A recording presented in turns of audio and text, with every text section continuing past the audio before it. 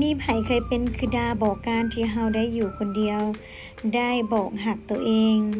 ได้เฮ็ดในสิ่งที่ตัวเองต้องการแล้วก็ได้ปกป้องตัวเองเนาะและมันเป็นวินาทีที่มีความสุขที่สุดเป็นวินาทีที่เฮาเป็นตัวเฮาเองแท้ๆเนาะ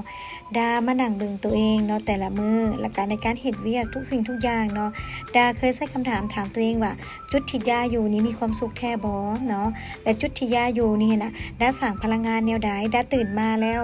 ดามีพลังงานเฮ็ดเวียกบ่แต่สุดท้ายคำตอบก็คือดามีพลังงานทุกอริยบทในการเคลื่อนไหวเนาะดาก็เลยมาลองถามหลายๆคนว่าทุกคนเป็นแบบเดียวคือดาบ่ถ้าบ่เป็นย้อนหยังหรือว่าเฮาหั่นน่ะมักใน